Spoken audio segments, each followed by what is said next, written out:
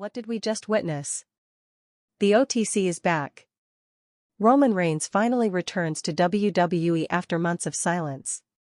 For 97 days, Roman Reigns was silent. No promos. No appearances. No cryptic tweets. Just a void where once the most dominant force in WWE stood. Rumors swirled, some whispered of injury, others of betrayal. Some even believed he had walked away from the company entirely, disillusioned and disrespected after being blindsided by Seth Rollins' new alliance with Paul Heyman. But on a storm-heavy Monday night in Brooklyn, that silence was finally broken. The lights dimmed. The crowd fell into a hush of recognition. The first beat of the old Shield theme hit, distorted and darker than before. A single black boot stepped out of the smoke. And there he was, Roman Reigns, cloaked in black tactical gear, a steely glare in his eyes. But he wasn't alone. Flanking him were two shadows, faces obscured under hoods. They moved in perfect rhythm with Reigns, and with every step toward the ring, the energy inside Barclays Center transformed into a frenzy. This wasn't nostalgia. This was war. For months, Seth Rollins had paraded around with a new faction, crafted in Paul Heyman's image, corrupted by ambition, backed by powerhouses like Braun Breaker and J.D. McDonough. Together, they humiliated legends, dismantled opposition, and even laid waste to Roman's cousin Jey Uso. Seth had claimed he wasn't just the visionary anymore, he was the standard. The leader of WWE's most powerful faction. And the moment he believed Roman Reigns was gone for good, was the moment everything began to fall apart. As Roman stood in the ring, microphone in hand, the camera zoomed in on his face, calm, composed, and lethal. "Seth," he said, his voice measured like a man sharpening a blade, "you called yourself a leader. You paraded around like a king. But you forgot something. The Shield doesn't die. It evolves." The arena erupted. And then, with a single nod, Roman turned to the two figures behind him. One pulled off his hood. It was Jacob Fatu. The other stepped forward. Broad-shouldered, jaw clenched, a silent destroyer. Zilla Fatu. A new Shield had risen, carved not from friendship, but from blood and vengeance. The screen faded to black. WWE's broadcast ended in chaos, but the real story was only beginning. Insiders would later reveal that Roman Reigns had been watching everything. Every match. Every betrayal. Every smug promo delivered by Seth Rollins with Heyman grinning in the background. But Roman hadn't been licking his wounds, he had been rebuilding. Recruiting. Not just warriors, but family. Those who knew the pain of betrayal, the price of legacy, and the weight of unfinished business. And those two new recruits, Jacob and Zilla, weren't just muscle. They were statements. A message to Seth Rollins: "You took what I built. Now I'm coming for everything." Backstage, the air was thick with tension. One WWE staffer described the atmosphere as nuclear. Security had been doubled. Producers scrambled. Seth Rollins was seen pacing outside his locker room, phone glued to his ear. Heyman was nowhere to be found. Some said he had left the arena early. Others claimed he was hiding. After all, no one knew Roman Reigns better than Paul Heyman. And if Heyman was ducking under the radar, that meant he knew what was coming next. WWE officials weren't prepared. Roman hadn't announced his return. No teaser trailers. No social media clues. Not even Triple H had been notified, according to leaked text messages from internal talent relations chat logs. One message simply read, "Is this real? Did Roman just hijack Raw?" Yes. He did. And not just Raw, he hijacked the entire narrative. In the following days, WWE programming was flipped upside down. The new Shield, dubbed the Unholy Table by fans online, began leaving their mark. Jacob Fatu, unpredictable and ferocious, steamrolled through Braun Breaker in a backstage brawl that aired exclusively on WWE.com. Zilla Fatu speared J.D. McDonough through a production table, cold and without warning. Roman, meanwhile, watched it all unfold without lifting a finger. He didn't need to fight, not yet. He was orchestrating the chaos. A commander reclaiming his battlefield. But it wasn't just revenge. This was personal. In a leaked audio clip posted anonymously to Reddit, since deleted but widely circulated, Roman is heard talking to Jacob Fatu backstage. Seth made it personal the moment he chose Heyman. The moment he left me for a snake that slithered between our bond. I made this company. I carried it on my back when no one believed. And they erased me. They erased me. That ends now. The emotion in his voice was undeniable. Not rage. Not vengeance. Purpose. And then came the open challenge. The following Monday night, Roman Reigns stood in the center of the ring and issued a chilling proclamation. This isn't about titles. This isn't about bragging rights. This is about taking back what was stolen. You want to call yourself the visionary, Seth? Then see this future, next week, my Shield versus your pawns. You win, we disappear. But if we win, I take your throne. The arena gasped. It was a line in the sand. And Seth Rollins, prideful as ever, accepted the challenge. What followed was one of the most chaotic six-man tag matches in recent memory. Seth Rollins, Braun Breaker, and J.D. McDonough versus Roman Reigns, Jacob Fatu, and Zilla Fatu. But it wasn't just about wrestling. It was war. Chairs flew. Announce tables splintered. And by the end of it, Roman Reigns stood tall over Seth Rollins, microphone in one hand, blood on his lip, and a message the world wouldn't forget: you built a faction. I built a legacy. And now, I'm burning yours to the ground. Backstage, chaos reigned. Reports surfaced that several top stars were demanding clarity from Triple H and creative. One anonymous veteran was quoted as saying, "If Roman's back and bringing in family like that, everything changes." That's not just another storyline. That's regime change. Meanwhile, rumors swirled that Roman was pushing for a full-blown faction war, Raw versus Raw, but with consequences that extended beyond the ring. Creative meetings were suddenly being held in private. Talent from SmackDown was flown into Raw's upcoming tapings just in case. Even Nick Aldis was spotted speaking with Triple H in hushed tones backstage, his face pale, his arms crossed tightly. Because this wasn't just about one match. Or one rivalry. This was the return of the most dangerous mind in WWE, a man who had mastered the art of silence and turned it into a weapon. Fans online were divided. Some were electrified. Others worried Roman's return would bury rising stars. But whether you cheered him or booed him, one thing was undeniable: Roman Reigns was no longer playing by WWE's rules. He was writing new ones. And as the weeks unfolded, so did the fallout. Locker room alliances began to fracture. Backstage cameras caught glimpses of Drew McIntyre talking to Zilla Fatu. Cody Rhodes was seen shaking his head during a production meeting, muttering, "This isn't what we signed up for." Even Sami Zayn looked over his shoulder more than usual, remembering the last time the bloodline blindsided him. But what shook the company most wasn't Roman's new Shield. It was what came next. A private security team was brought in to monitor WWE headquarters in Stamford.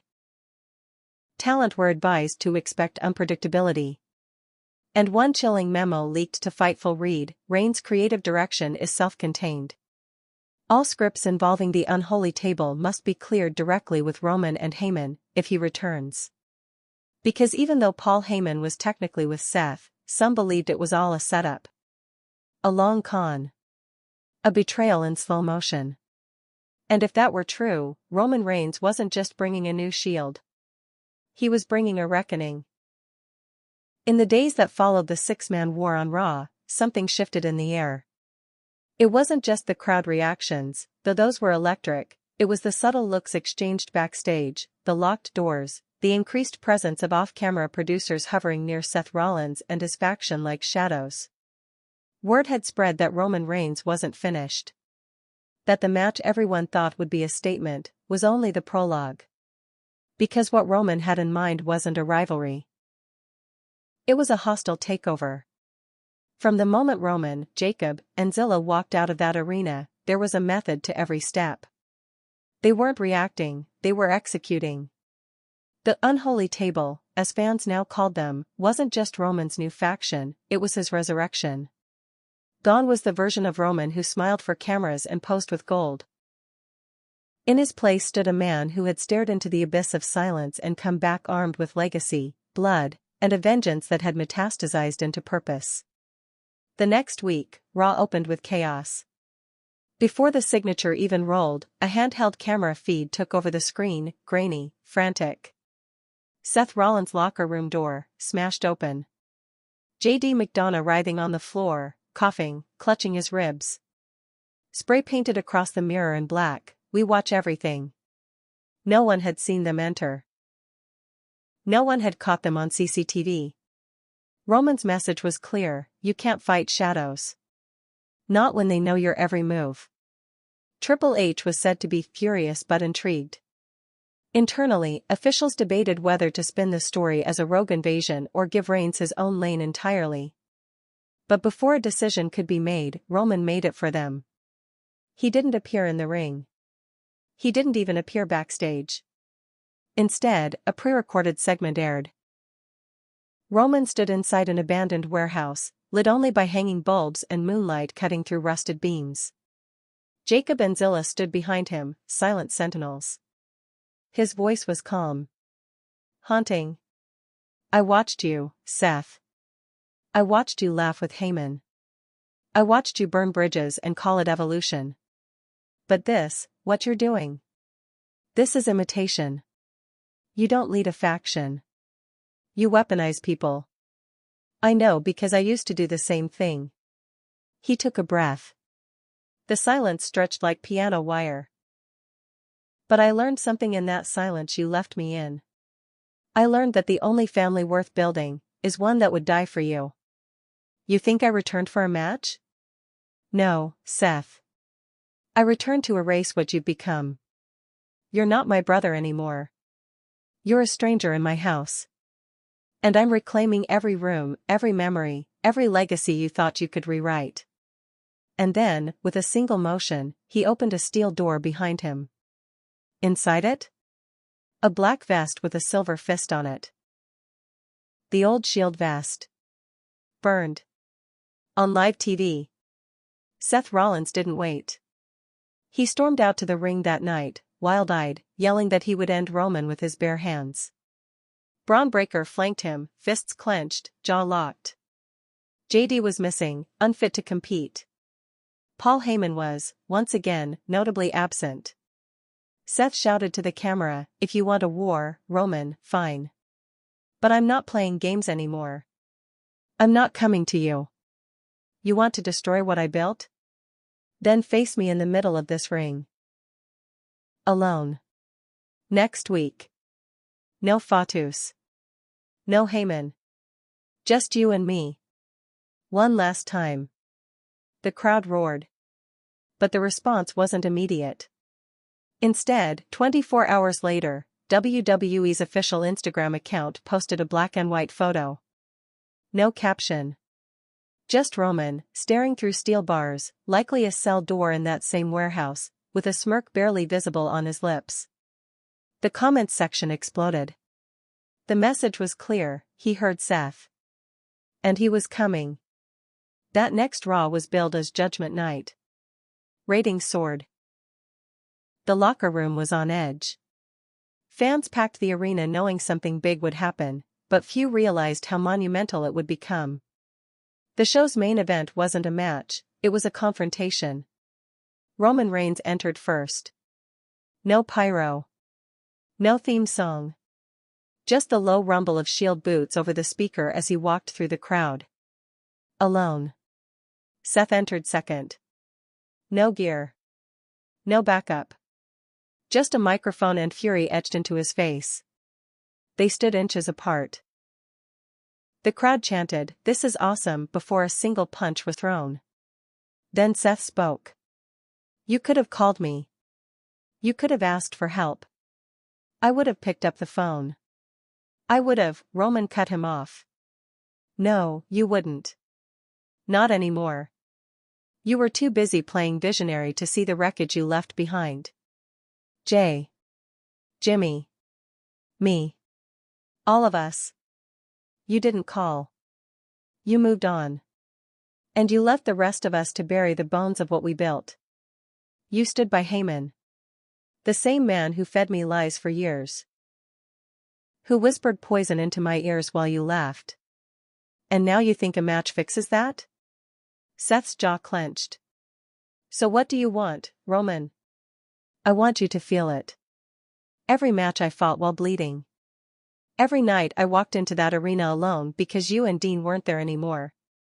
I want you to remember what we stood for, and know that I'm not the same man you betrayed. You want a match? You'll get it. But not on Raw.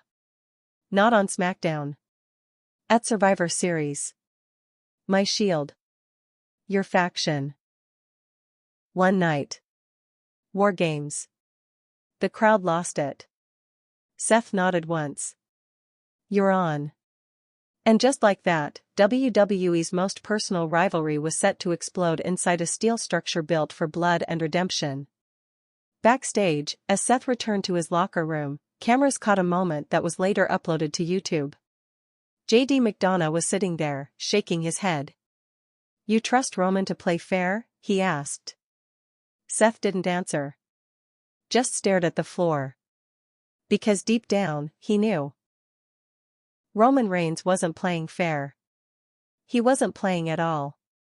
He was fighting like a man who had lost everything once, and wasn't willing to lose it again.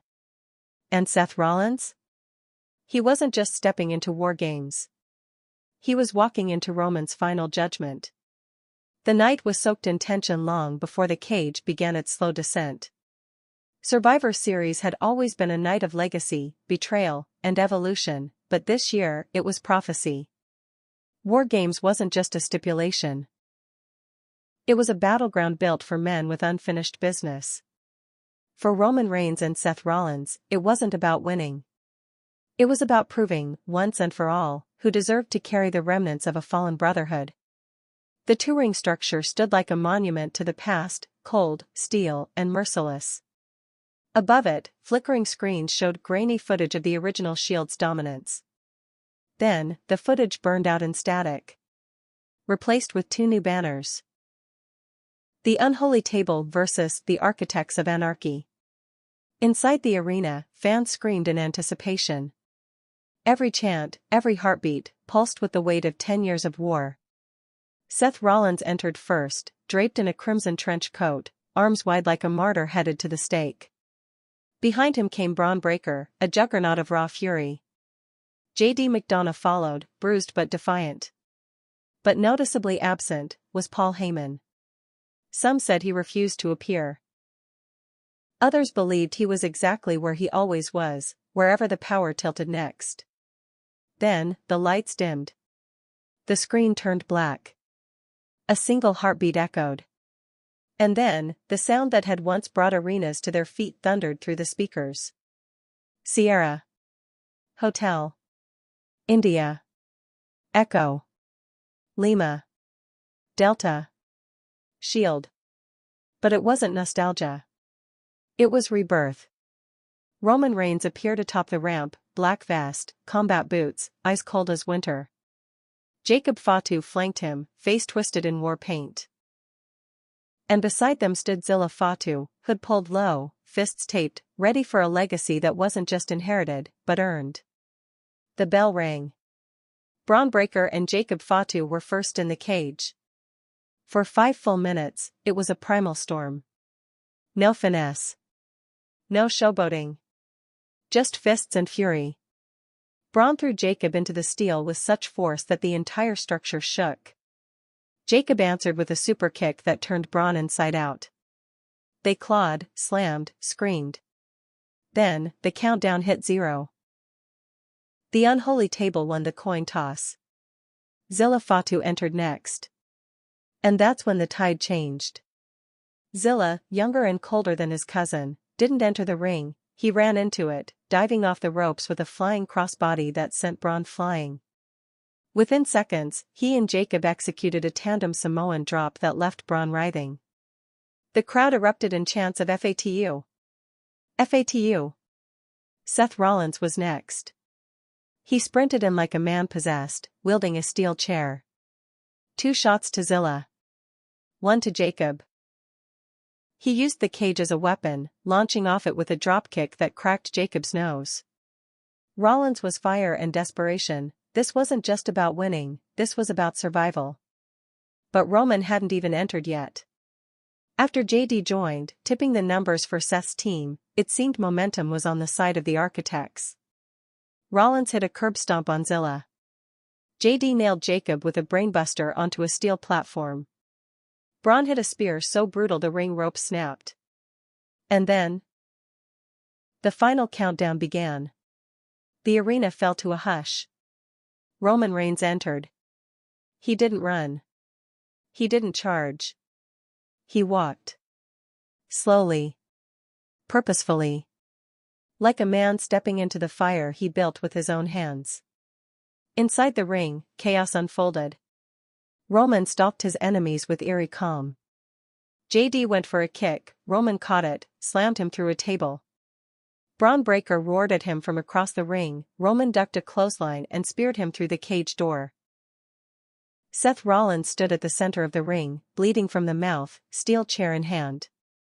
Roman faced him. The arena held its breath. Then the two charged.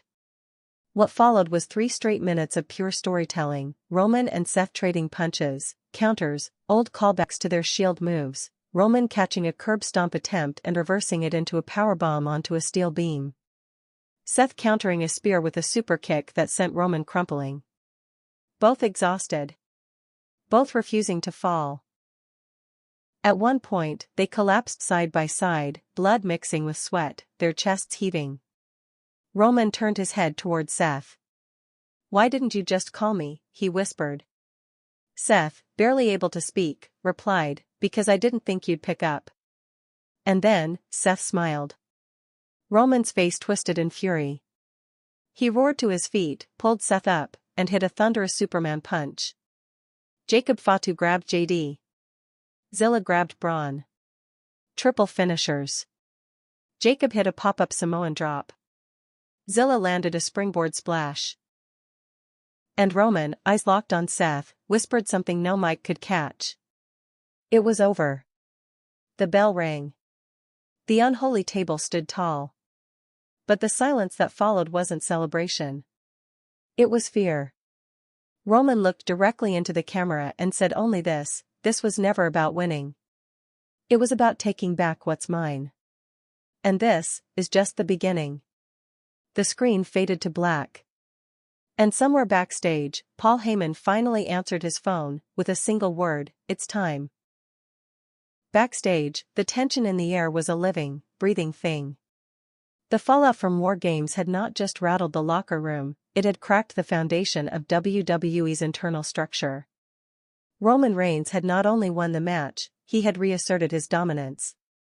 And more frighteningly, he didn't even need a title to do it. But even as fans digested the brutality of Survivor Series, the real aftershock came 24 hours later.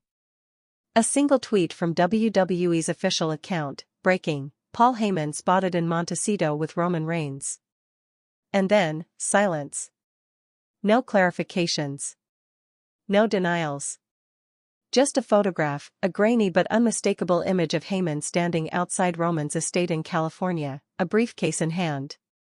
Seth Rollins, when asked about it on WWE's The Bump, refused to comment. But sources backstage told a different story. Seth had trashed his locker room, yelling about betrayal, screaming that Heyman had always been playing the long game.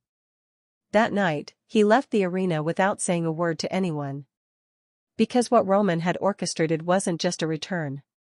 It was a coup. And Heyman? He was the architect. Documents leaked online days later revealed something no one expected. Heyman had signed an exclusive creative oversight clause with Roman Reigns months before War Games. It had been kept off official WWE contracts, filed through a third-party talent agency to avoid suspicion. The clause gave Heyman partial control over Roman's storyline direction, travel, and creative freedom, even while publicly managing Seth Rollins. The fans called it betrayal. But Roman? He called it strategy.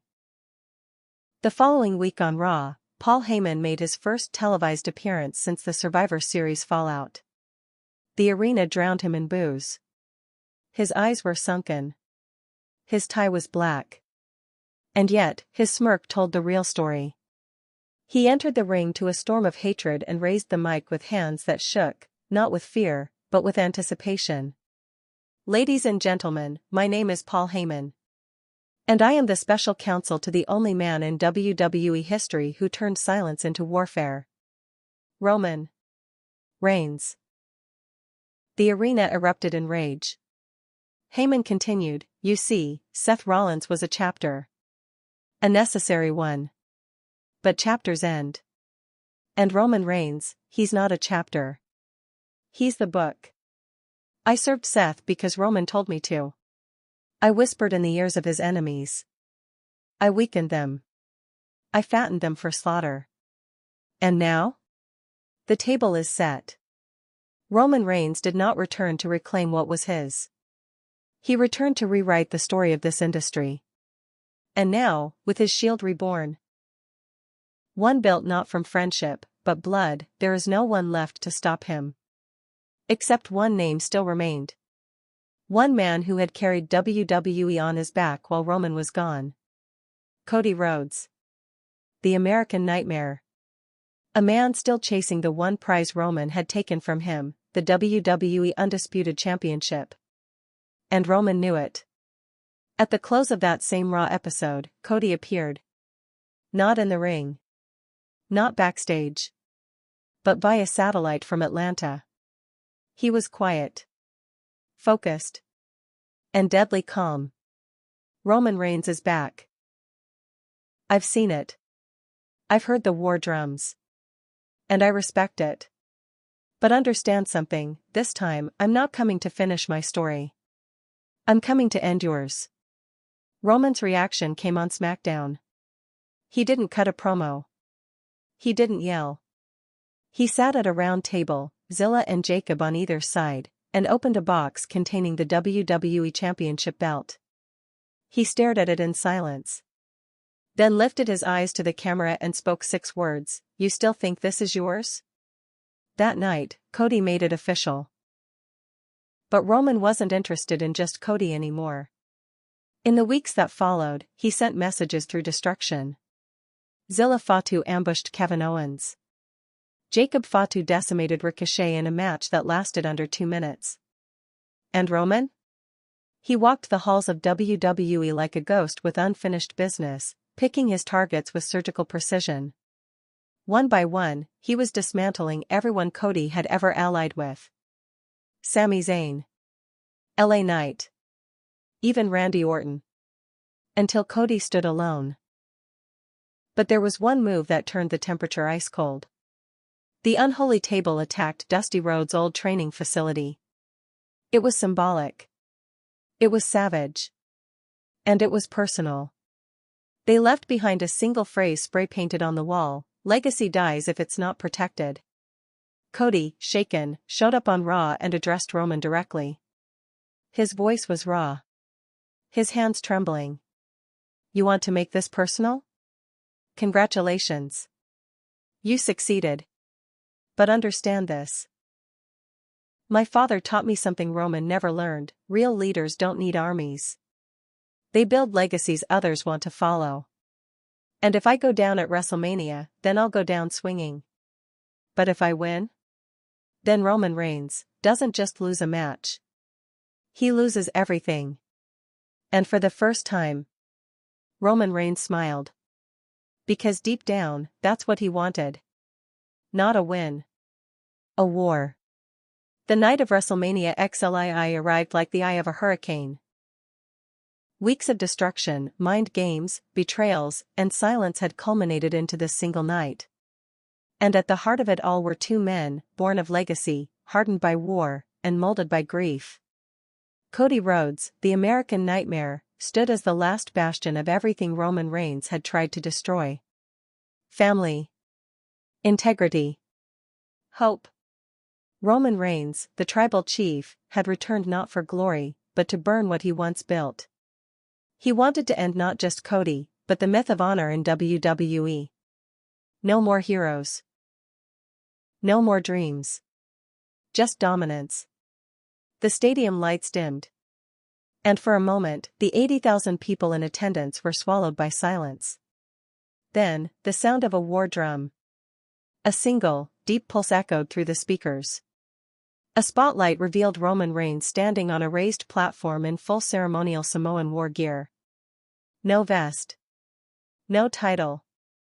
Just war paint, a blood-red lei around his neck, and the coldest expression the WWE Universe had ever seen. Behind him, Jacob Fatu and Zilla Fatu. Heads bowed in silence. But when Roman began his descent toward the ring, he stopped midway. He turned, and dismissed them. The crowd gasped. No faction. No backup. No interference. Roman was entering this battle alone. Because he knew, this wasn't just a match. This was a reckoning. Then Cody's theme hit. The crowd erupted. Cody rose from beneath the stage in his iconic white and gold coat, arms outstretched like a warrior walking into fate. Behind him, images of Dusty and Dustin flashed across the Titantron. His father's voice echoed, "Hard times are when a man has to fight back." And this was hard times. Cody marched down the ramp, climbed the steps, and locked eyes with Roman across the ring. No words. No gestures. Just pure, boiling history. The bell rang. The first few minutes were tactical, chess moves. Chain wrestling. Reversals. Roman smirked after each escape. Cody gritted his teeth, matching him move for move. But at the 7-minute mark, the gloves came off. Roman slapped Cody across the face, an open-handed shot heard across the stadium. The crowd gasped. Cody stared at him, eyes welling, then launched into a flurry of strikes that drove Roman into the corner. It wasn't about technique anymore. It was about memory. Roman fought like a man trying to erase ghosts. Cody fought like a son trying to fulfill a promise. Midway through, Cody hit a disaster kick followed by a crossroads. But Roman kicked out at 2.5. The arena groaned. Roman answered with a Superman punch and a spear that bent Cody in half. But Cody kicked out at 2. Both men crawled toward the ropes, blood on their faces, the ring shaking with every gasp of the crowd. Then came the moment that changed everything. Roman went for another spear. But Cody countered, with Dusty's bionic elbow. The crowd exploded. He hit a second crossroads. Then a third. Then, the lights flickered. For a second, the arena plunged into darkness. When the lights returned, Zilla Fatu stood at ringside. So did Jacob. Roman didn't look at them. He was down. Dazed. The referee shouted. Security moved toward the ring. But Cody looked them in the eyes. And Zilla did something no one expected. He stepped back. And nodded. Jacob followed. They walked away. The unholy table was over. Cody dropped to his knees in disbelief. Roman looked up, his eyes hollow. Even they know it's over, Cody whispered. And then? Crossroads. 1, 2, 3. The bell rang. Cody collapsed. Roman Reigns lay motionless. And the story? It was finished. The crowd thundered in applause. Fireworks exploded. Cody was handed the undisputed championship. He held it high, tears streaming down his face. Not just for victory, but for survival. For his father. For everything Roman tried to destroy and failed. Roman Reigns, the most dominant champion in modern WWE history, had finally been defeated without interference. As he staggered to his feet, he looked around. No Shield. No bloodline. No Heyman. Just him. Alone. And with one slow exhale, he stepped out of the ring, walked up the ramp, and vanished behind the curtain, leaving behind a legacy rewritten, a throne surrendered, and a silence that said more than any promo ever could. And somewhere backstage, Paul Heyman watched it unfold, and smiled. Because even when the king falls, the war never truly ends.